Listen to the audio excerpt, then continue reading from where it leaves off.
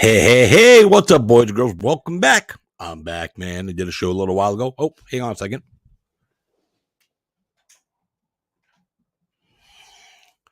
Much better. I need that light.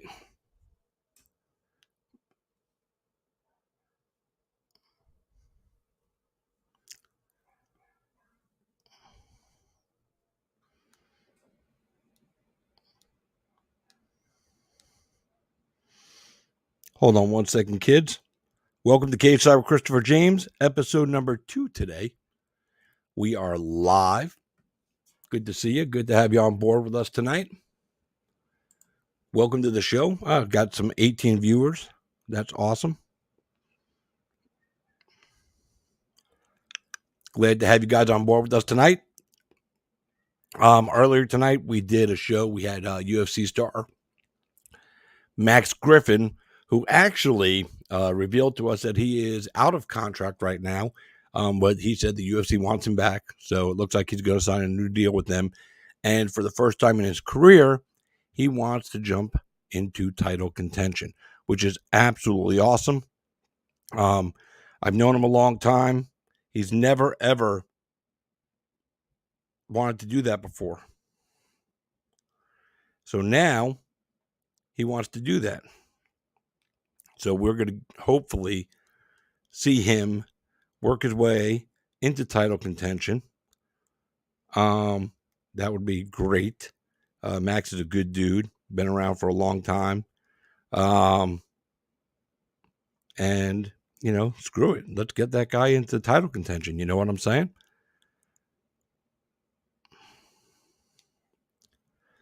Just sharing this out to some groups so we can get the viewership up. If you're out there and you want to share this, please feel free to share it on YouTube or on our Facebook channel. Don't forget to follow Fight Bananas. Subscribe to the Fight Bananas YouTube channel.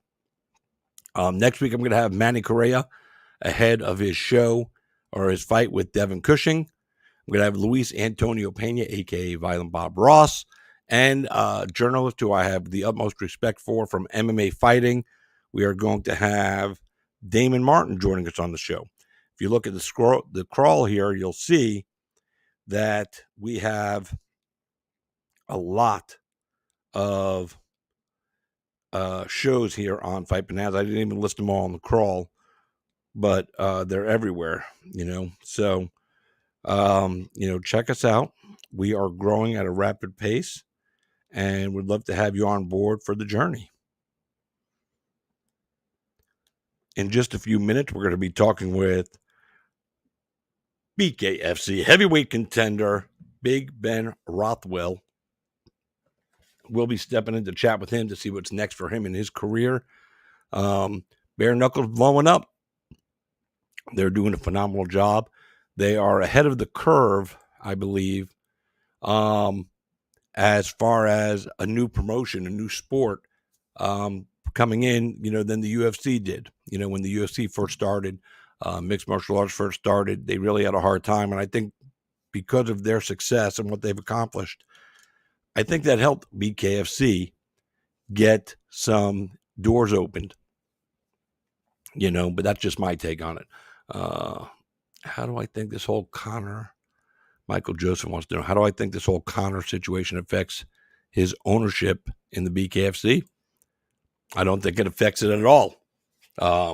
He's a fighter in the UFC, so that's a whole separate entity from his ownership stake in Bare Knuckle Fighting Championship.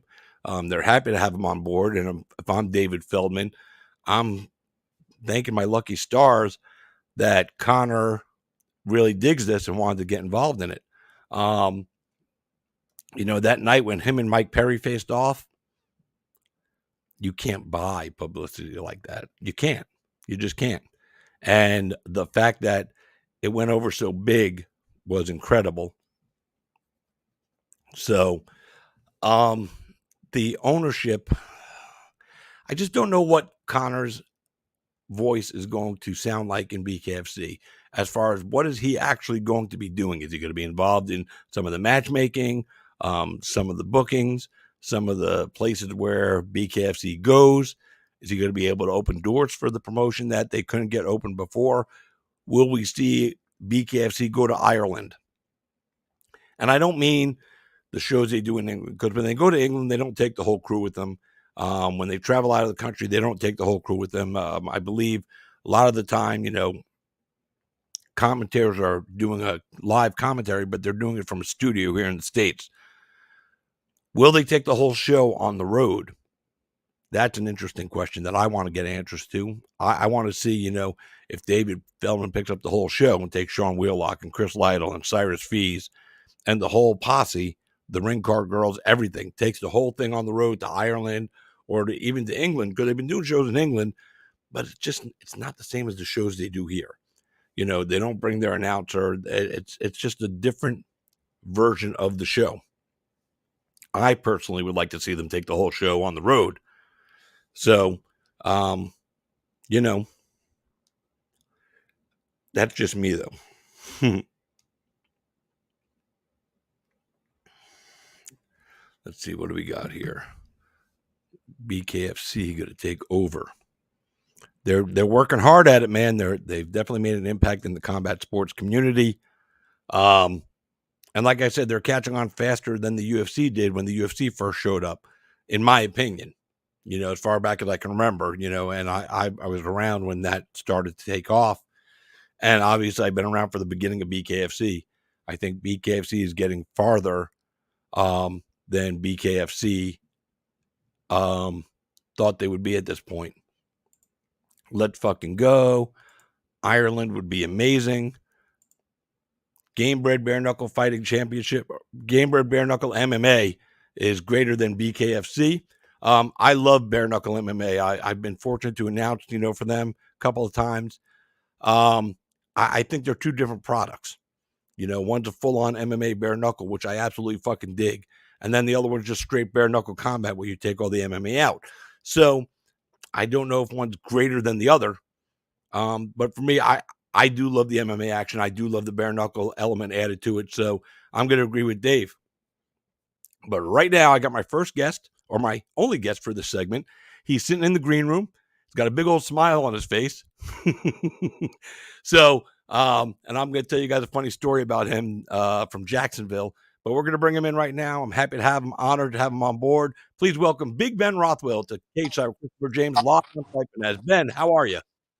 Oh, I'm in anticipation now. I can't wait to hear the story. Okay, so I'll break out with this. So when COVID was going on, the UFC went to Jacksonville. Of course, you fought on that card. You took on Ovid St. Peru. You got a win. And I had camped out outside of the Fighter Hotel. I brought some chairs. I brought a table. I brought my cameras. And I couldn't go into the hotel, but I wanted to get interviews. So I was chasing guys down the street. And I saw you were leaving the building and you were getting onto a bus or into a truck or something. And I'm like, Ben, and you looked over at me and you flipped me off. What a dick.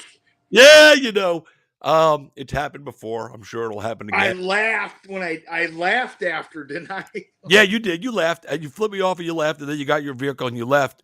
I must have really had somewhere to go, because yeah, it was after the fight, and I honestly don't think you were too happy with the split decision. No. So I think you just wanted to get the fuck out of there.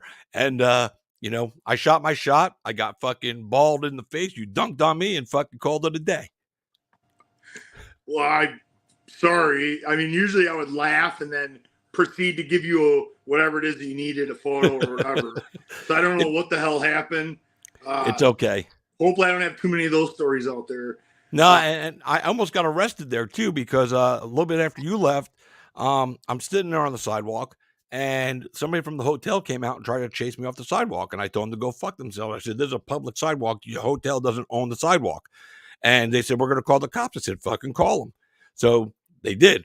The cops came. I told the cop what I was doing. I said, "I'm a journalist. I'm a reporter. I'm here to get interviews from fighters. I can't go in the building," which I never attempted to. And I just wanted to sit out here and try to track down fighters as they exit and enter the building. Cop told the fucking hotel manager that I could stay there. The manager's like, "He can't stay there." And the whole cop goes, "Look, it's public property. You don't own the public property. He could sit there all day. As long as he's not hurting anybody or doing any crimes, he could sit there all night." And I did. At least the cop was cool. cop was totally cool. You know, he thought I was the only one there. You know, there wasn't a lot of media there, so I figured, fuck it. I live in Tampa. I drove up to Jacksonville. I did that for that show, and for the pay-per-view that within that week, got some good interviews, got some good content. Didn't get Ben Rothwell though. Yeah, I don't know what the hell. If you'd have called me at any time other than whatever the hell was going on right then, I would have totally hung out and talked, because you weren't the only one at weigh-ins. I know I talked to some people on the street. I mean, sure. I got stopped by. I was surprised how many people stopped me on the street outside the hotel. That on weigh-ins day, people were catching on to you. You said you were out there pretty much all week. Yeah, I was out there 3 days total for both events. Yeah, I think you started a trend, because then in weigh-ins day, there was people kind of all over the hotel. Probably weren't supposed to be there because they were going into lobbies and shit like that. So I know the UFC was trying to keep that on lockdown at the time. Yeah, I made sure, I knew that I wasn't going to be allowed in the hotel. I didn't apply for media credentials. I just went on a whim. I said, fuck it, I'm going to go. Nobody else is going to be there. But I never attempted to go in the hotel, because I knew I was going to get just, kicked in the face and thrown out. And I didn't need that drama in my life. I'm a married man and shit, got family, I don't need to get arrested for trying to get fighter interviews. So I left that alone, and it was cool. I had a good time, and I was watching fights on my phone while I was watching you guys. It was great. It was actually the next day after your fight, now that I think about it. It was a pretty crazy time. Yeah, I think you were leaving town or something, but, it was cool. And, I like the way that it worked out. It was better to get flipped off on a laugh from you, and that, that monster laugh you do, than to get the interview. It was more fun. It's a better story. I'm guessing maybe you were just like, hey, I took it as like, hey, Ben, like you were just saying hi. So I was saying hi. I didn't know you needed something. I don't know. That's all right. I mean, that's kind of out of character for me, honestly. So that's okay. Like I said, it makes a great story, man. It makes a great story. So speaking of that night, though, do you remember the judge? So 2 judges gave me unanimous decision. Do you remember the judge that went against me? Do you remember his name? I don't remember his name. Yeah, I don't remember his name because he's a stupid cunt. But I'm going to look it up. He judges now. We want to talk about bad MMA judging. That guy had it out for me, and I don't know why. He's from Milwaukee, too. He's from Milwaukee, Wisconsin. Because I was pissed off. I started telling him, like, he's not allowed to judge any more of my fights, because he gave Blagoy the decision, too, and so did another judge. But he was a cunt, because he seen me in the airport the day we were going home, and he was like, oh, hey, Ben. And I was just like, dude, get the fuck out of my face. Like, you're a horrible judge. And then I was nice to him still. I still was nice to him. I was pissed off at the Blagoy fight. And then when he did to me the OSP fight, I was like, fuck this guy.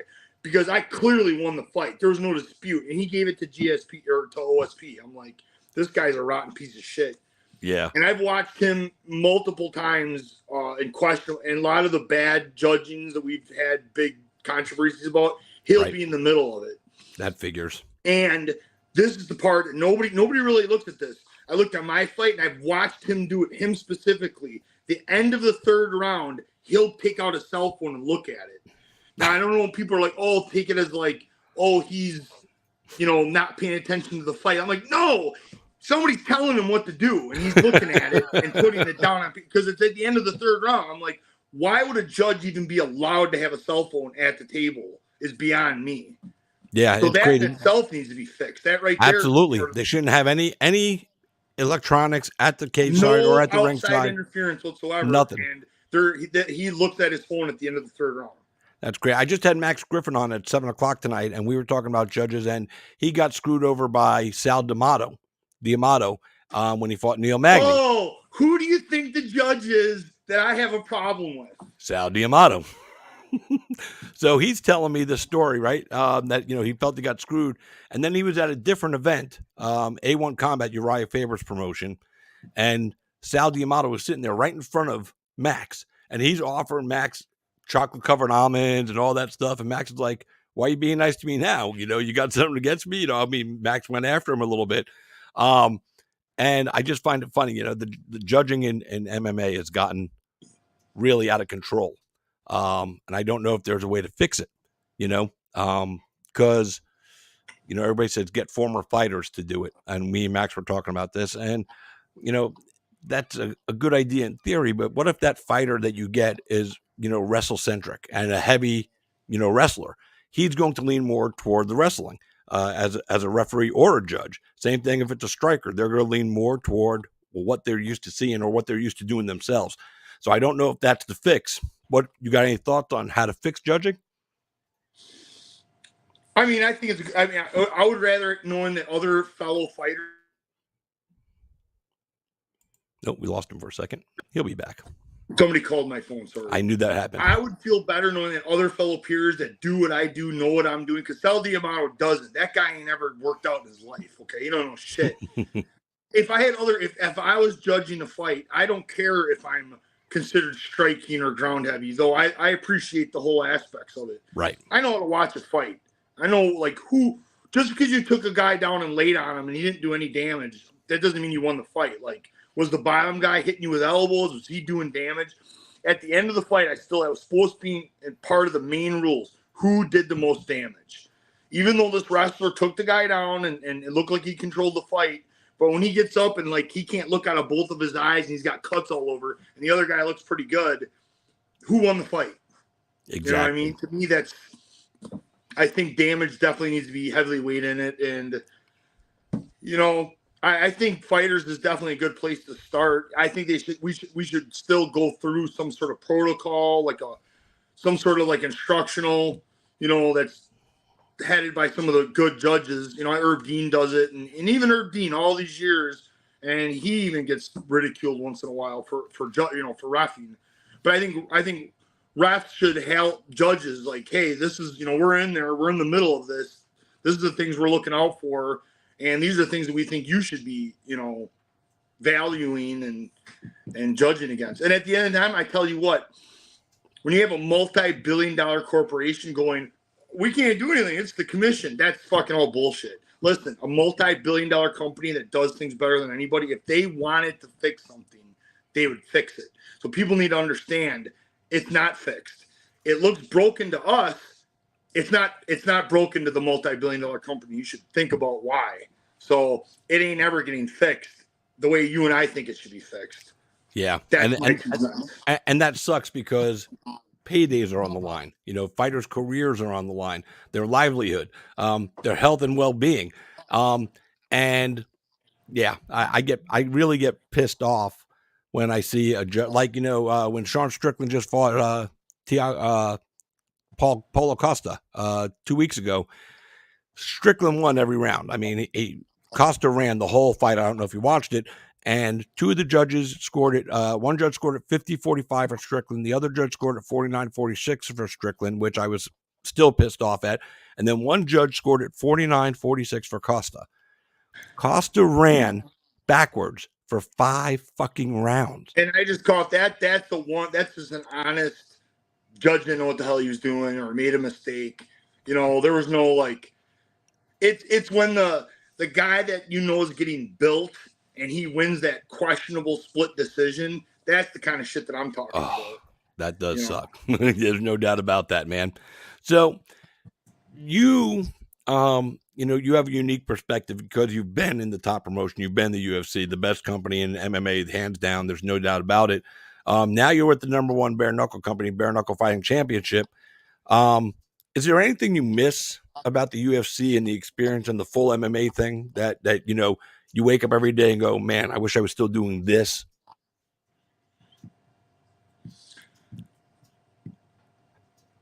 I mean, there's no doubt that a UFC fight garnered a lot of attention.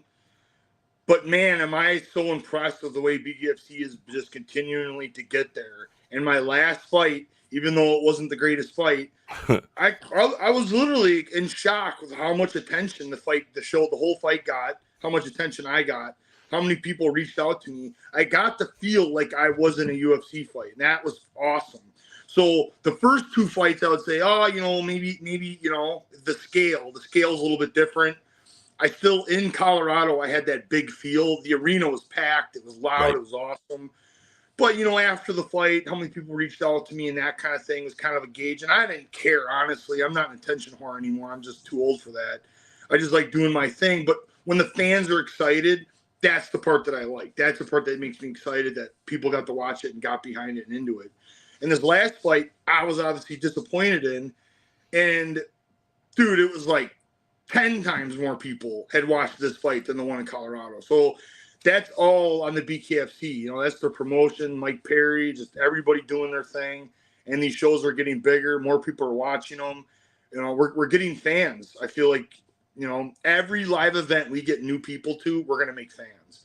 And that's when I knew this thing was exciting. That's why I'm happy to be a part of it. And, you know, I just want to fight more at this point in time. I'm ready to get in there now. Yeah, I know, you know, and that's the thing, you know, because you're training, and I'm sure you still practice all your skills. You know, I know you have a gym and you're training guys, so you're going through some of the motions of all that stuff. But now that you don't have to train as hard in MMA, I'm sure that you want to fight more because you're just throwing hands at this point, and the wear and tear on your body in the gym isn't the same. So it's like, all right, if I'm gonna, let's go, let's fucking fight. And I know you're ready for the heavyweight championship. You want Mick Terrell. That should be next. So Mick and I are hearing the same thing. November is what we're fingers crossed.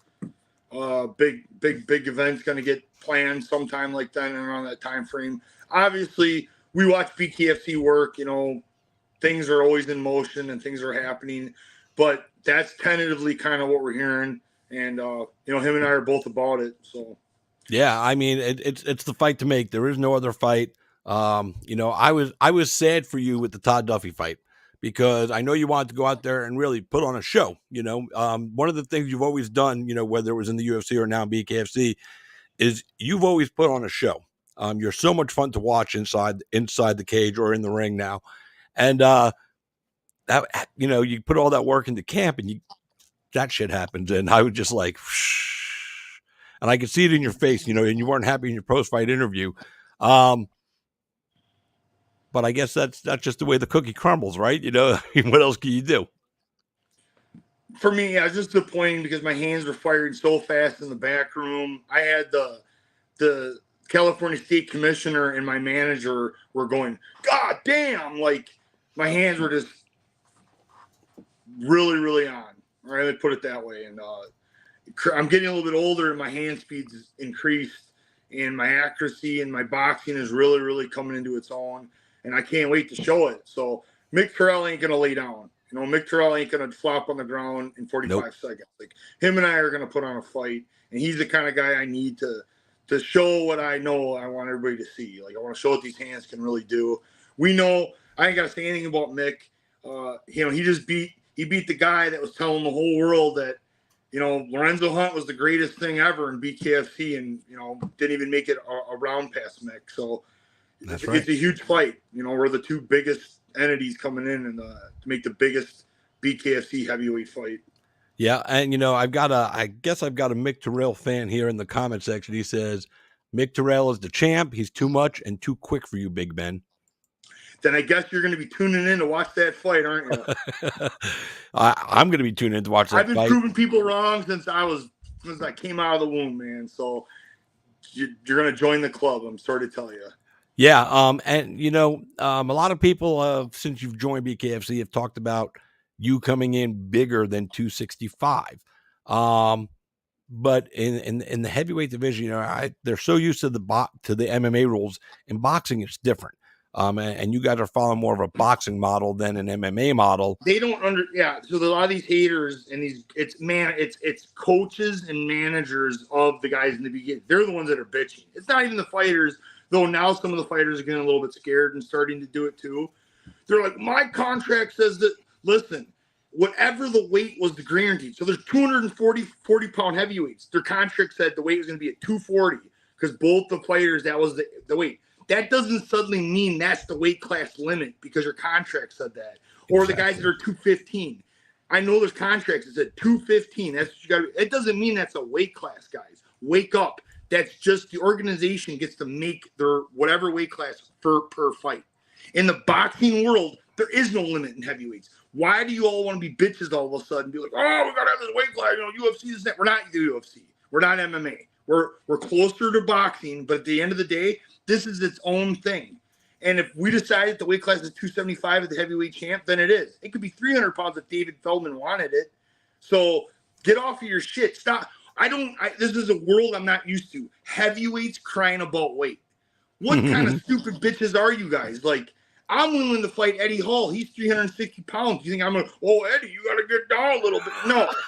I'll fight a 400-pound dude. I'll fight a 200-pound dude. I don't give a shit. So why do you guys care so much? Because you're scared of me. Obviously, I don't even want to say it, but when Todd Duffy was waiting at weigh-ins, and Todd's well under the limit. Why Absolutely. Is Todd waiting at the weigh? Because he was so terrified of the weight. Why did you get? I'm trying to help you guys get that shit out of your head. You're either a badass or you're not. So stop it. That's it. And like I said, I think a lot of it is they're so used to the MMA weight class at 265. That's it. You can be 266 unless that was a Dana White created number, by the way. Yep.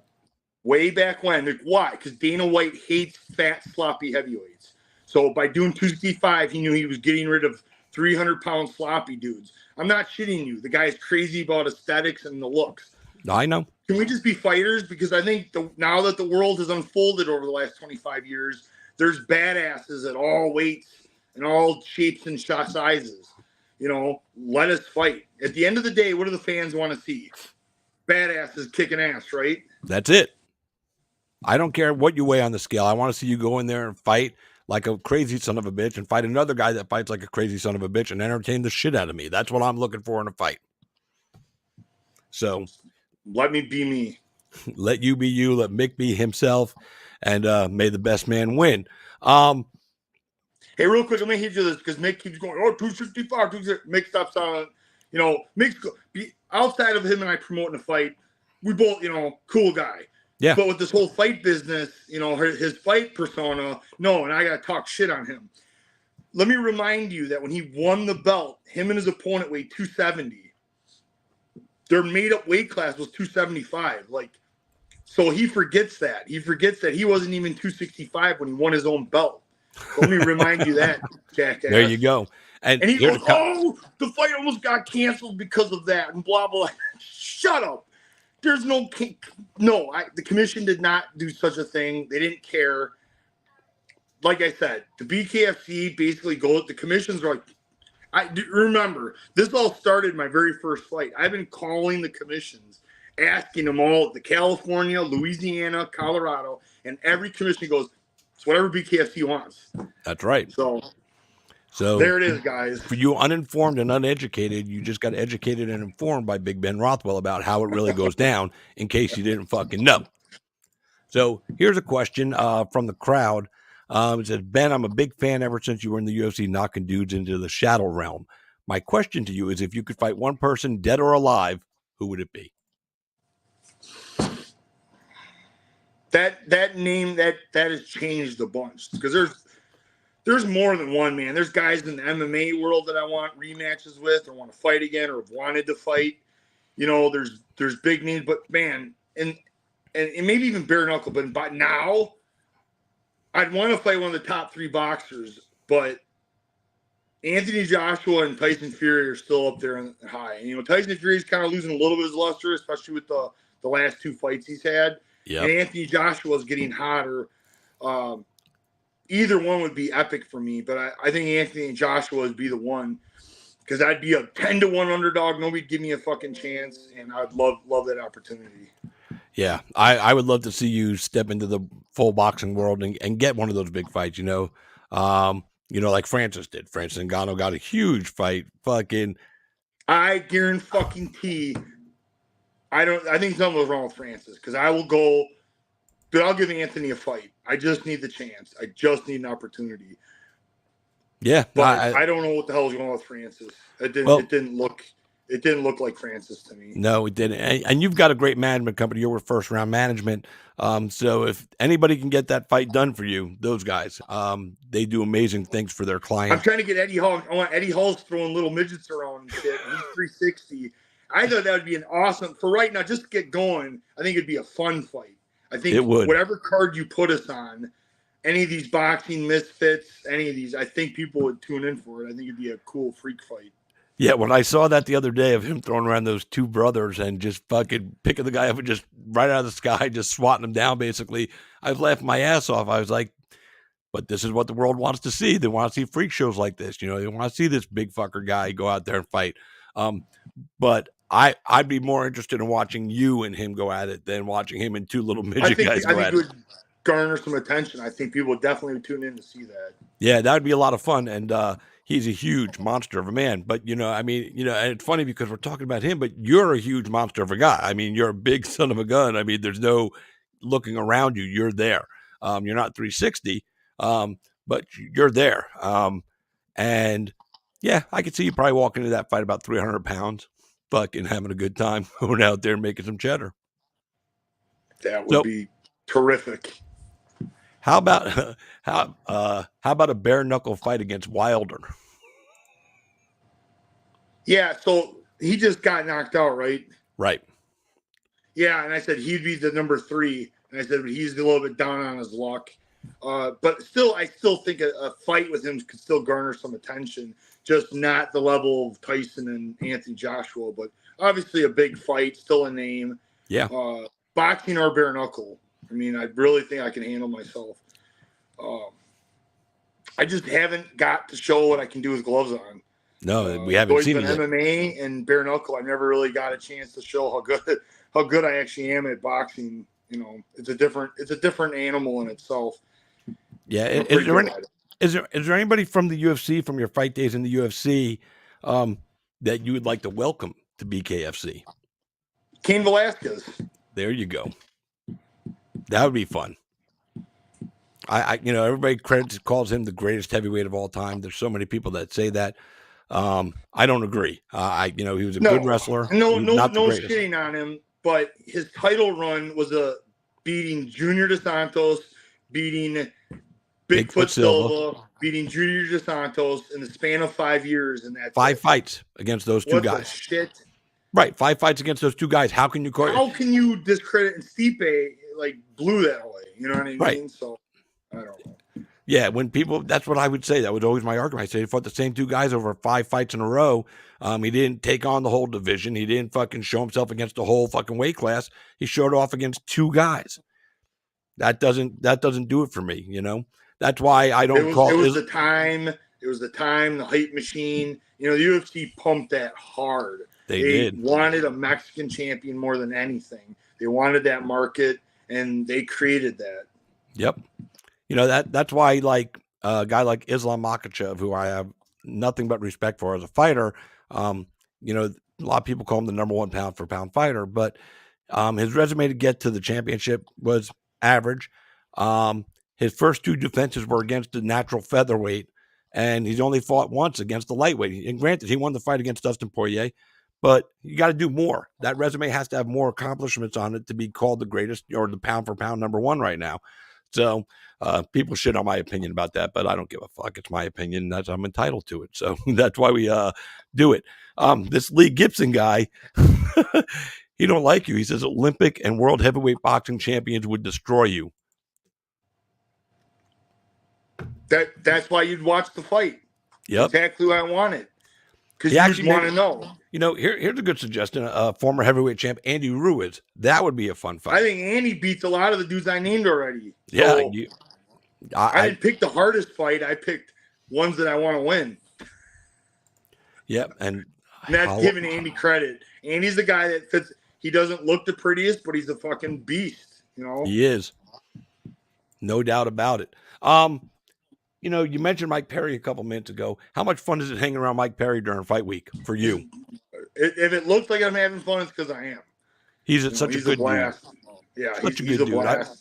I've known Mike since his amateur days in MMA here in Florida, and I announced him on some regional promotions before he got to the UFC. And I'll tell you, it's so good to see him having this resurgence as a bare knuckle fighter and just taking on the world, putting that company on his back and running with it. And then, you know, they bring in you. It's like you guys are Batman and Robin to some degree. You guys are their 2 big stars, and people are coming in to see you guys fucking go to work. They love Mike. They love his style. They love you because you're a big, bad son of a gun who could drop people with 1 punch. And I'm so happy that BKFC is doing this. You know, there's some people that say, oh, let's get the homegrown talent. The homegrown talent wouldn't sell out the arenas the way Mike and Ben does. And some people don't understand that, but you guys are needed there. And the guys that are making their names now should be grateful to guys like you and Mike for helping this promotion grow, because it puts more money in everybody's pocket. Would you agree? Of course. And they don't understand. It's because they're rooting. They got their guys to root for. You know, most you look at these comments and they're rooting. You know, they're friends with this guy or that guy or whatever. And of course they want their guy to get paid. Of course they want their guy to get all the hype. They don't understand is their guy didn't get a couple of years in the UFC and get world recognition. They don't understand, like, yeah, you go ahead and make Mike Perry versus Mundell. That fight just isn't going to Perry's going to carry it all on his own. Right. He has no, you know, he hate it or not. It is what it is. Like, Eddie Alvarez has a following. Eddie Alvarez had people buying it to watch Eddie Alvarez fight, not just Mike Perry. You know, and that's what you need. You know, that's just, if you'll understand, is that what we're doing is Mike Perry gets a whole bunch of people to watch, and then those guys need to go out and kick ass and start making some fans on their own. You know, we want someone I'm buying this pay-per-view to watch Mike Perry, period. Okay, listen, that's going to be short-lived, because if Mike Perry can't fight, Mike Perry gets hurt or something, anything with Mike Perry goes out, now we're in jeopardy. We don't want to have a Conor McGregor situation. What we want is somebody goes, oh, shit, I want to see Mike Perry and Ben Rothwell and Mundell and this guy and this guy and this guy and that guy. I want to watch all of them fight. And then if one of us falls off, the people are still watching the event anyway, because they got a bunch of people they want to watch. The UFC kind of does that, right? That's a model we want to follow, not just have that one guy. We don't have to be like a boxing match. And listen, I don't know kinds about boxing, but Tyson Fury and Nagano fought. I had absolutely no clue who any of their dudes were. And did anybody look at how much those guys got paid? They got paid jack shit. Yep. So people need to, they don't know. They just love their guy. They're go on the internet and they talk shit. And that's all you got to look at it as. I think, you know, we read a comment, we're like, oh my God, the whole world thinks that. No, that's one person's opinion, just like your Islam opinion. And I just let people have it and not let it affect the real life. Like, I know what the numbers are. I know what it is that we need to do. You know, you want to reach in and smack that person and let them know what's up, but you ain't going to. No, it's 100% true. Here's a question from the crowd. Good question. Real quick, and back to Ben, Olympic boxer would fuck you up. Listen, dude, did you go on my fucking page and look at the two guys I spar with? Now, the one you don't know, but the other one is in the Olympic trials. He is becoming a professional boxer. He's one of the best up-and-coming professional boxers in the area of the United States right now. And he goes all the time, holy fuck, why aren't you boxing those guys? Listen, dude, I've been fighting for 20-some years. I know what's what, and I know how fucking good I am at something. I am good at boxing. So I take your – listen, why do you think I want to fight one of those guys in boxing? To prove to you, because you're the assholes that I'm trying to prove to, that my hands are some of the best in the world. And you're going to go, yeah, right. Good, man. That's why we're going to sell a shitload of pay-per-views when the fight happens. That's right. The question here is, you look like a modern-day Viking or gladiator. Have you ever been asked to do any movies, and would you ever act in like a gladiator or a Viking role if the money was really good? I don't care about the money. I'll do this shit for free. I just need to get some eyes on me. I need to get a manager. From what I'm hearing, that's what it is. Like, I just need to get a manager in that does that. And they could probably catch me a gig. Yep, Big Ben. Yep. I gotta say, you guys are putting it on here, so I'm with you guys. I gotta say some shit back. Yeah, absolutely. You know, I think of you, and you know, again, you know, you've been fighting for 20 years, 20 plus years. I could see you go to WWE, like just fucking making a killing. It's sports entertainment. Something happen. Listen, I've been watching Hulk Hogan. Macho Man, who I love, by the way. I love his interviews in the classics and watching it rise. I'm not a huge – I can't tell you the local storyline right now. I missed years of actual wrestling, but I always appreciated it, and I always appreciated how badass athletes they are. And though I know matches were scripted, I knew that when the Big Show picked up Kane – and threw him off over the ropes, and Kane missed everything and hit the floor. Yep. I don't know how you can say it's scripted, but to say that shit was fake, I don't know I could handle that landing. that's professional. And those guys are awesome in what they do. So Yeah, I always respect them for how me too. badass athletes they are. That's the thing, because I'm a big wrestling fan. I've watched it my whole life. I just love it. And I watch every week. I watch the pay-per-views. I'm one of those. I'm a mark, I guess. And I fucking tell people all the time, yep, the result is scripted. They know who's going to win, or lose before the match starts. But you can't fake getting hit with a chair. You can't fake getting thrown off a top rope and onto the ground or through a desk. That shit fucking hurts. And it's real. It's as real as it gets. Fucking, can you imagine Big Ben Rothwell fucking jumping off the side of a ring and landing on Logan Paul on a fucking WWE announce table? Yep, that's going to fucking hurt fucking Logan Paul, and it might hurt Big Ben a little bit too. No matter how professional they are at it, that shit hurts. Fucking, so I get pissed off when people disrespect the wrestlers because they are incredible athletes. They're badasses. Yeah. I'll never. And Triple H says, he's like, everybody and their brother's like, oh, I want to do it. I want to do it.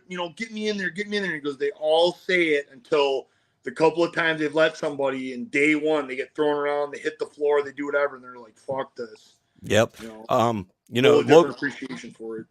And it's crazy because I said Logan Paul, getting jumped by you, but Logan Paul has done a phenomenal job coming to the WWE and be turning into a superstar. He's carrying a championship right now. And the guy knows how to work in the ring, and he's going up against some of the best superstars in the industry right now. And it's crazy because that's like an aberration. He's not the norm, of a guy that said, I want to do this, like you were just talking about. He's the aberration. He's the oddity because he's come in and been able to go from day one. It's fucking crazy. Because the bottom line is they're extremely athletic. Yeah. Him and his brother have born with some good genetics. They're good athletes. Doubt. But obviously some of the moves and shit that he's doing, like with Ricochet and stuff, like that's just, he's a very high level athlete, period. That's crazy, crazy shit. So I was reading on one of your pages the other day. I mentioned in the beginning of the show, you have your own gym, your training facility, you're a coach, and you do all that stuff. You just bought another building, an old antique building, I believe. Tell us about that and what made you decide to go into this bigger location. I I was in MFS, Military Fighting Systems. I was in Iowa for 6 years. Right. Bought a house there, whatever. And then when the team kind of dissolved and Pat was more or less retired, I had to come back home. And when I did, I was like, what am I going to do? And I always wanted to coach. I always wanted to have my own gym. So I found these people that they just started a gym, and we got to hanging out. And 6 months later, we became partners. That lasted a whole 6 months. They say partnerships don't work. They're right. They don't work when you partner with shitty people. So I was angry, and I angrily built a new gym a quarter mile away from them.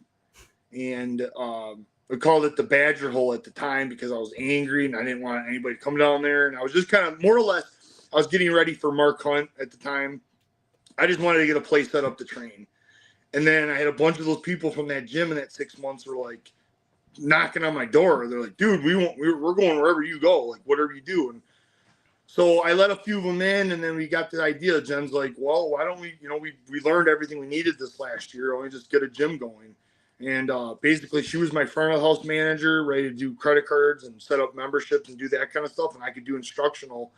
And we opened October 2011, and they had like a pile of people came in and got us going.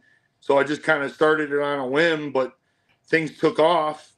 And here we are, over, in Kenosha, there's a saying that if you can, a lot of businesses lose it in the first year and many die within 5 years.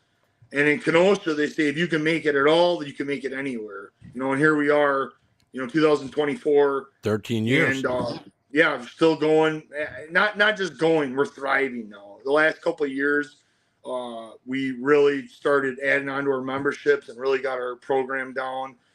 This whole time that I've had it, I've always tried to build a culture that was friendly to everyone. We have kids classes. It was friendly to the public because when I was at Militish, people like, and not calling them out, but I'm always talking about Tim Sylvia because how he treated people. And I'm hoping when he sees it, I want to remind him, like, yeah, dude, you treat people like shit. And I now still remember. I still get mad by how we treated people. And it was like a fighter gym. You know what I mean? Even though Right. public was coming there, fighters were allowed to run rampant. And it pissed me off more than anything of how we were treating kids and people as wanted to learn martial arts. So when I came and door with my own gym, it was like adamant that anybody trained under me, they were going to become coaches, or they were going to respect the public. We're going to help the public. We're going to help people. We're going to help kids. And I think we've done a pretty badass job of that. And I have a really good culture. And we like to say it's a family, right? But maybe not blood family, but man, we're a bunch of friends. Like I got 250 members that show up and love to be with each other. We help each other. And it doesn't sound like a lot, but in Kenosha, that's double of any other gym. And that's and a honestly, lot. Yeah, I'm just adding on, and there's gyms that have memberships, but I see their classes are 10, 15 people. I had 45 people in kickboxing today.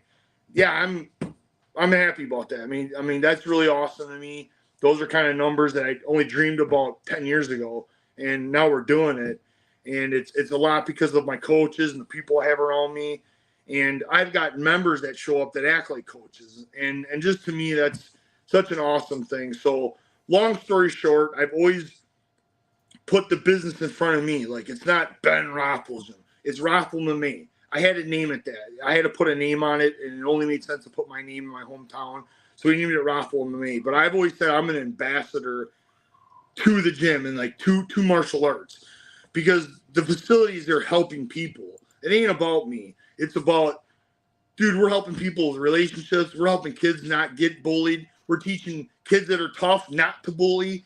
And all these awesome things that martial arts do for people, I'm seeing, my facility gives that. And it's, to me, the most awesome thing that I could ever hope for, of how many people are able to help in all these positive ways. And I got people that walk in, they tell how shitty their day was, but they come to my gym because they don't have to worry about it. And they get to have, a time to hit stuff or do jiu-jitsu or whatever it is that they want to do and they're there for.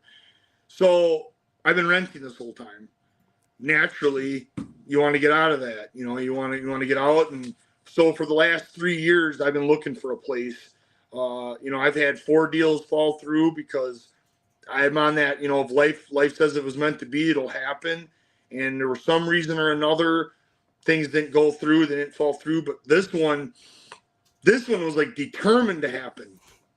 I actually had to pick up my earnest money in March because the state reviewed plan hadn't came back yet. And all the people close to me said, Ben, don't buy that building because the state review plan, they could make you put in a sprinkler system and this, that.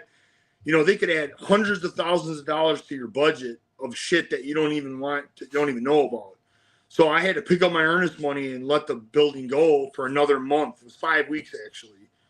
And I just said, I was heartbroken. I spent a whole bunch of money on, getting all the inspections done, all the stuff that goes into a commercial property, 3 months worth of work and a lot of money. And I had to walk away. I didn't have a choice, I'd rather lose $20,000 than $300,000 or $400,000, right? Sure.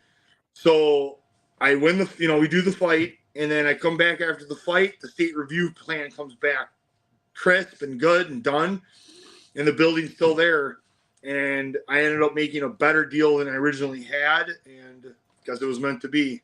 So we're gonna move Rothwell MMA to a new facility. But the kicker of this whole thing is, I'm like in the middle of the city right now. And this building is directly off the interstate, which is the busiest. They estimate it's 100,000 views a day. Wow. It's a 3-lane highway in each side. Like it's It's I-94. It goes from Chicago to Milwaukee. Okay. And we're right in the middle of it. So for me, this is absolutely blows away any of the other locations that I had. That's awesome. I mean, it sounds like, like you said, it was supposed to work out, but it worked out the way it was supposed to rather than you trying to force it to happen, and saved you a whole lot of money and headache. And congratulations, dude. When's the move going to take place? So I get to officially start demoing July 1st. My contractor is hoping we can have everything built by October. Nice.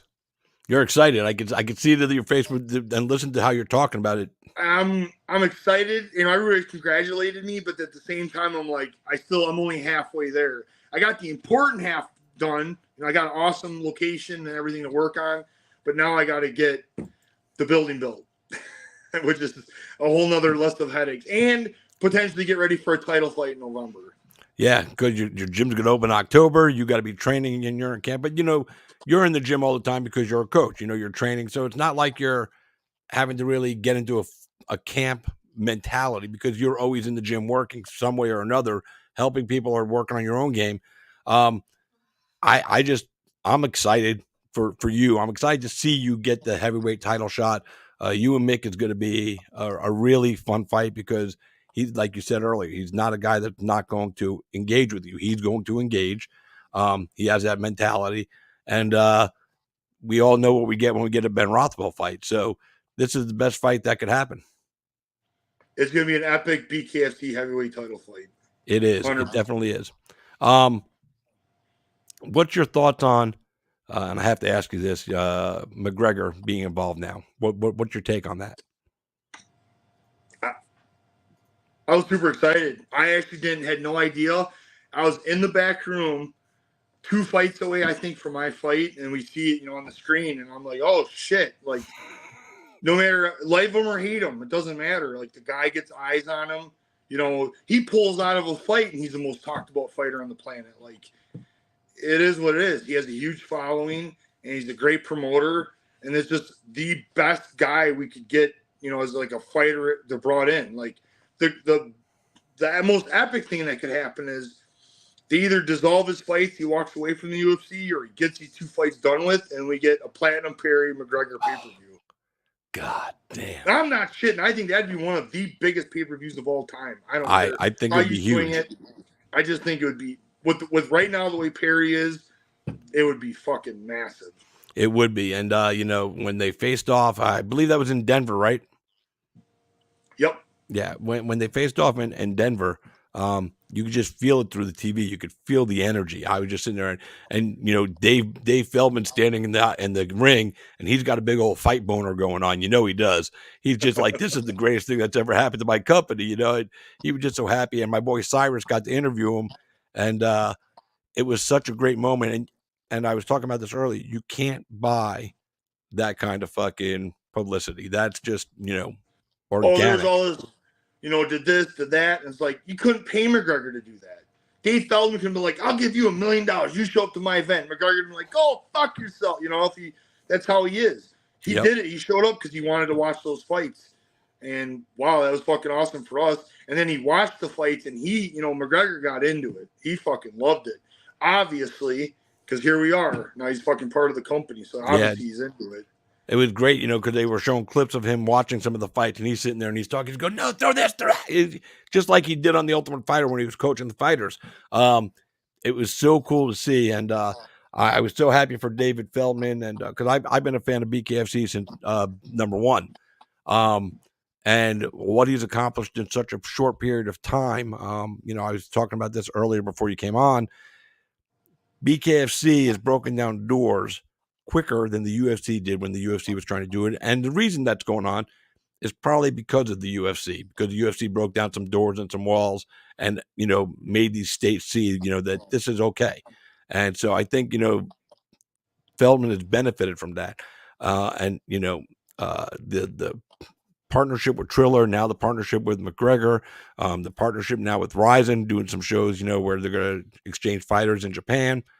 Everything's just blowing up and all going in the right direction. And I'm happy for guys like you and for like Mike Perry and for everybody on the roster. Christine Faria, that was great, by the way, when you were faced off in that the one picture, you and Christine Faria. I was laughing my ass off. I was like, fuck, man, who'd win that fight? Yeah, we had to make the most of it. My opponent called out. I got told that day, that he wasn't going to fight. And he's like mad at me about it. And then he talked shit about me in December. And I wanted to be like, dumbass, didn't you just pull out against me? So how are you going to talk shit on me? That's the fight business. That is the fight business. Ask you something. The very first event, did you watch it live? I watched it the next day. I saw somebody sent me a clip to the video. Somebody sent me a clip because I didn't watch it live. Somebody sent me a clip because I knew it was going on. But I didn't want to buy it. Then somebody sent me a clip, and then they sent me a link to watch the whole thing for free the next day. And I was like, holy fucking shit, this is fucking bonkers. How long did it take you to get to a live event? Biloxi, Mississippi. It might have been BKFC number 2. So, and I've been to a good amount of them. My job changed, my regular job changed, so my travel schedule is a little different, so I can't get out to as many events as I want to. But when they come to Florida, I try to get to all the Florida events best I can. Sometimes I make it, sometimes I don't. But if I can't make it, I'm watching on the app. And by the way, guys, get the BKFC app. It's like $7.99 a month. You get all the fucking fights. And if you're a BKFC app subscriber, you also get when they do a pay-per-view show, you get it at a discount. So if it's like $49.99 for the general public, you get it for like $29.99. And I don't know about you guys, but saving $20 is saving $20. So fucking, get the app. And by the way, guys, you're watching KSR with Christopher James live on the Fight Bananas platform. We're talking with Big Ben Rothwell, former UFC fighter, current BKFC heavyweight, looking to get a title shot in November against the heavyweight champ, Mick Terrell. What's that? 3-0. 3-0, undefeated. I should have said that 3 too. finishes, 3-0. Yep. Looking to fight Mick Terrell in November, hopefully. Yeah, I was sad when you fought Bobo O'Bannon. Just because Bobo's a nice guy and I love the kid. I knew what was going to happen when you fought him. But that's the only fight I was sad about. The rest of them, I give 2 shits about who fights who. But Bobo, a friend of mine, he's gone through some rough shit. So when I saw them book you and him, I was like, oh, poor Bobo. Poor Bobo. They were focused on my fight before. I had a bad night. The fight, my last fight in UFC. What a fucking bullshit way to go. It happens. That's the fight game. You eat a straight right on the nose and you'd have a bad night. Absolutely. So they were focused on that. They thought I was done, and they didn't realize that I was coming to do that to somebody else. And he caught all of that. He did. The wrong way.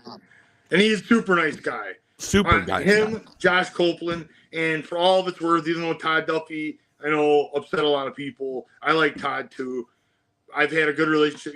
I got like Mick. Like, the heavyweights were just, I think we have a lot of respect for each other. We know how dangerous this is, the shit that we're going to do to each other.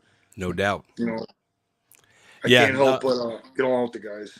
Yeah, we were talking about earlier about, bigger guys in the UFC and how they wanted to have the optics look different. So they got rid of him. Dana made the 265. Another guy who has not a fighter's body and you fought him and you choked him out. He's a good friend of mine, Chris Barnett. He's a perfect example of a guy that doesn't look like he's in shape, and he walks around 300 pounds, but he does incredible things. He's an athletic guy. Going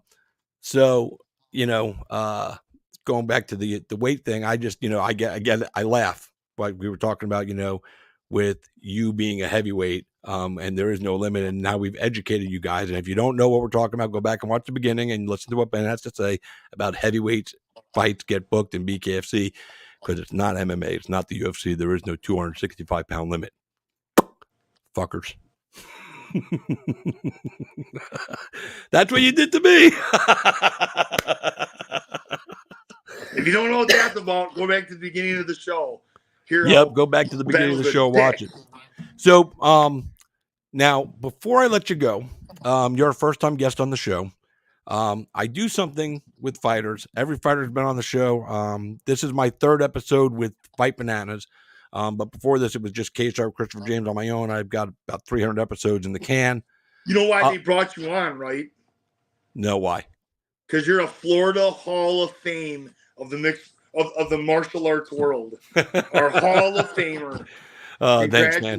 I am a Hall of Fame ring announcer, so I do appreciate that. If I would have knew that it was a future Hall of Famer yelling out to me, I would have rushed over to you. So what I do is I try to make fighters get uncomfortable, and I've had over 350 guests. Nobody's ever said no. So I hope you won't be the first. And since you flipped me off, you can't say no. I ask fighters or any guest, your promoters, anybody's been on the show. You're not going to ask me how big my junk is, man. No. We already had a dick discussion with Max Griffin. Said he had something done to his dick, and now his dick's bigger. He needs bigger condoms. I mean, this was all crazy on the first show. I asked fighters to do us a little favor, step out of their element, and sing something for us. Doesn't matter what it is. Just give it, and it doesn't have to be a whole song. Just give us a little something, something. Oh, oh, oh, oh, oh, oh, oh, oh, oh, the right stuff. Oh, he busted out the NKOTB. Holy the shit. The worst shit I could come up with for you.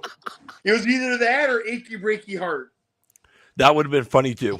But you came out with New Kids on the Block and you nailed it, dude. Fucking, that's awesome. And for you guys that are young, go look up New Kids on the Block because it might be a little bit out of your element. It's terrible. Anytime I do that, my wife like starts throwing shit at me. She's like, stop! That music sucks so bad, and girls are still throwing underwear at those guys. It's fucking nuts.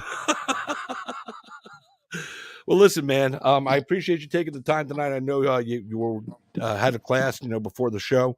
Thank you so much. It's an honor to talk to you. And is there anybody you want to shout out? Sponsors, management, anybody you want to shout out your social media as well? No, he said first round. If anybody's going to get job done, it's first round management. Big thank you to those guys. Abe and Melky have done so much for me to keep me in the fight game. They just do a tremendous job, and I'm thankful for the BKFC. It's why I like hearing David Feldman say, "I think Ben wants us to succeed more than we do." Like, yeah, I'd like to do more. I'd like to really get involved with the company and help them push this thing. I think I have a lot to offer. I've thrown 10 shows myself. I sold out 9 of them, and so I know a little. I try to make sure I know all aspects of the combat sports around. So looking forward to the future. Got my new building. I gotta get up and operational, and then hopefully a new casino, the Seminole, that does where they do it in Hollywood, Florida. Right. They're gonna build a casino 1 mile from my gym. Holy shit! With a new arena. Nice. That I'm gonna put bare knuckle fights at. That's awesome. Are you still doing any of your own promoting of shows since you brought it up? It's I was doing them in Racine, which is the next town over, and the arena aspect isn't so favorable for me right now. So I pulled back on that. I focused on just the business, and then the BKFC's kind of kept me busy with my own training. So I'm hoping the casino goes through soon. It's got all the approvals in line. That's a couple of years down the road, though, because it's got to get approved by the governor, which we think it's going to, and it's like a 2-year build-out. But It sounds like it's going through, and as soon as that happens, yeah, I'd love to throw some shows. I don't know if we can wait, a couple of years for BKFC to show up in Wisconsin, so they might just have to do it at Lambeau Field. No, they're trying to do that sooner in Milwaukee. Ah. Yeah, Chris Lytle's actually just talking about maybe next year I could fight in Milwaukee. So that'd be awesome. I win this belt in November, and then defend it in Wisconsin next year. Yeah, I know Anthony Pettis' promotion did a show. It was a Dean Tool and Ori Masvidal Boxing, Gamebird Boxing. They did a show in Milwaukee at the arena where the Bucks play. So that's always available for BKFC as well. And I would love to see it, or Lambeau Field. Fucking do an outdoor show in the summertime, because you can't do it in the winter, and football obviously. But then we got to get Platinum Perry and McGregor. Oh, absolutely. I think that show. I think that's a Dallas Cowboys Stadium show. Yeah, that's some shit. That would be some crazy ass shit. Well, listen, do you have social media you want to give out to anybody who wants to keep up with you? Rothwell Fighter. I'm on old school Facebook and Instagram. I'm pretty old school. I only post important stuff and once in a while or when a fight's coming up. But fans are always welcome to throw out messages or hit me up or whatever. I'm around. Awesome. And I try not to say fuck. I try not to flip off too many fans. I was just going to say, guy, you can message him, send him a text, whatever, on his social media. He won't flip you off. That's just saved just for me. Normally, people wait to flip me off till they meet me first. Ben had foresight flip me off first, so we knew what was going on. But listen, man, you're somebody I've wanted to talk to for a long time, so it's been an honor. I really appreciate you taking. We did an hour. I didn't know we were going to be on that long. But so good to talk to you, dude. I really respect what you've accomplished and what you continue to accomplish. I love your mantra for your gym and getting things right, and helping people and creating a real family environment. Because a lot of gyms, like you said, are like fight factories and they don't have that vibe. And to create that and then have 250 members and have 45 members in a kickboxing class, a little while ago, there's big gyms that don't do that. So and in big cities, they don't have that many people sometimes in a kickboxing class. So it's just a testament to that you're doing it right and people appreciate what you do for them. So on behalf of the community, man, thanks for all you've done. Well, I appreciate it and plan to do more. All right, man. Well, listen, you have a great night. Good luck on the new gym. I'll keep my eye out on that, for stuff like that. And maybe one of these days I'll get Fight Bananas to fly me up to Wisconsin. I'll come do a show from your gym. We'll do a little tour and everything. Dave, you gotta send me to Wisconsin. I got to go to Big Ben's gym. So get the money. Cool. Be good, man. We'll talk to you soon. Thanks, man. It's great talking to you. Absolutely. Thanks for being a great ambassador for combat sports. Thank you, man. I appreciate that. Peace. Have a good one, guys. Boys and girls, that was Big Ben Rothwell. What a fucking guy. What a great interview, man. I had a lot of fun with him. And he's saying New Kids on the Block. Who does that? So, all right. Tomorrow night or tomorrow afternoon, you got Dave Van Auken on Fight Bananas at 1 p.m. He's going to have, let me see, King Mo,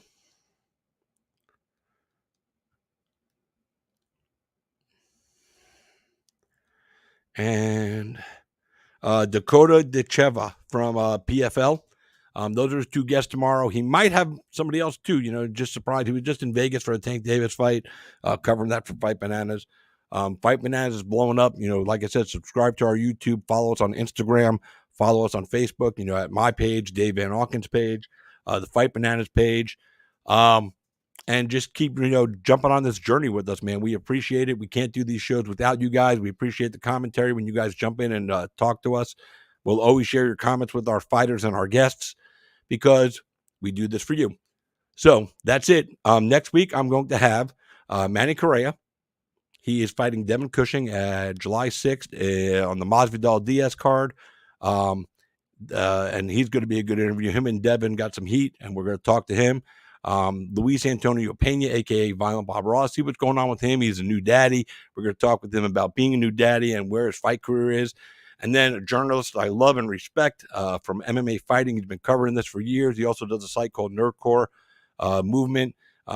Covers movies and comic books and all kinds of stuff, but his fight knowledge is impeccable. And he's one of the guys I love to death. And that's going to be Damon Martin. So that's our show next week. We will talk to you guys then. Until then, unless something breaks and I have to come back, I'll see you guys next Monday night. Until then, I am Christopher James. You've been Cage Side on Fight Bananas. Good night, everybody.